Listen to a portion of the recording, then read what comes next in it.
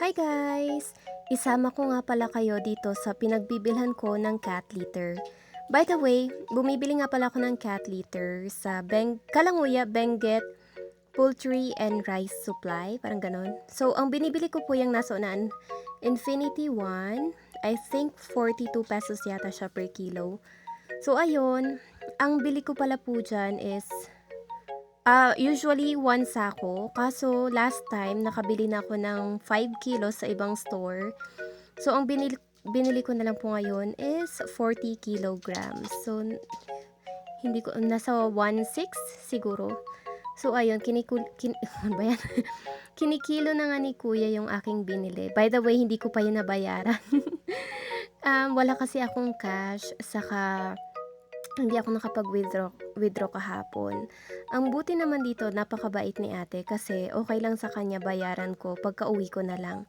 So yun, may tiwala na ngayon sila sa akin kaya favorite ko sila. Saka suki na nila ako since pandemic kaya ganun. So nag-taxi na nga ako, yan.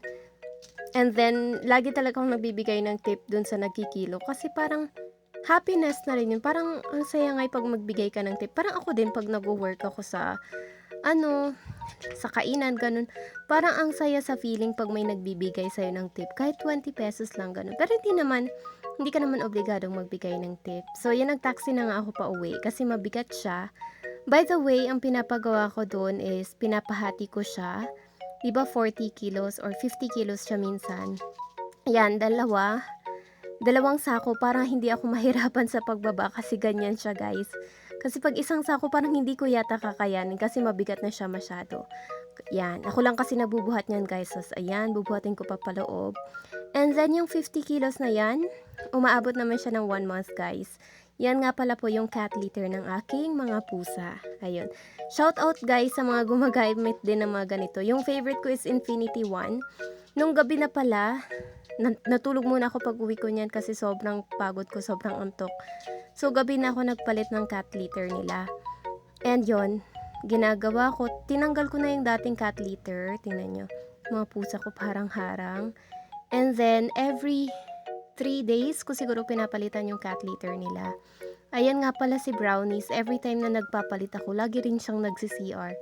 Ayan, so, nakita nyo yung ilalabas ko dyan, yan. Yung lalagyan yan, 3 na ganyan yung aking ilalagay. Ayan. And ang gustong-gusto ko dito sa nabili ko dun sa suki ko na yun, ang puti. Pag bibili kayo, guys, ng cat litter, dapat yung maputi. Kasi pag yun nakita nyo yung other, yan yung nabili ko sa unang store, na hindi ko naman masyadong suki. Iba yung niya, yung quality. Hindi ko gusto yung ganun na hindi maputi kasi parang alam mo yung kahit kakapalit mo pa lang parang luma na. Kaya ayun, mas prefer ko yung maputi, hindi halatang gamit na gamit, ganun. Ayan siya. Ayan naman yung isa. So, tingnan niyo guys, yung i-compare natin. Ayan. Kahit ilang days pa lang yan, siguro 1 day pa lang yan na nagamit, ganyan na yung color niya. Kaya, mas prefer ko yung maputi. Kaya pag bibili kayo guys ng cat litter, piliin nyo yung maputi. Saka yung wag masyadong malaki, wag masyadong malaki yung niya. Yan kasi yung Infinity One, yun talaga yung ayan. Ayun, nag-stop yung video kanina. Yan naman yung naka-enclose na cat litter box ko. And ayan naman si Aya, naglalaro. Ewan ko ba dyan? Lagi pala siyang nakakulong. Ay, hindi naman lagi. Pagkakain nakakulong siya. Kasi nakalabas yung mga ate niya. Tapos yan, yung isang parang hagdan na yan. Kailangan na yan. Kailangan yan kasi hindi siya marunong umakyat masyado. Para makaakyat siya dun sa may higaan yan sa taas eh. Naglalaro siya siguro magsi-CR. Bago kasi yung cat litter, kaya enjoy na enjoy siya. So, ayun lang guys. So, pag sa mga gustong bumili, dun rin kayo bumili sa Kalanguya.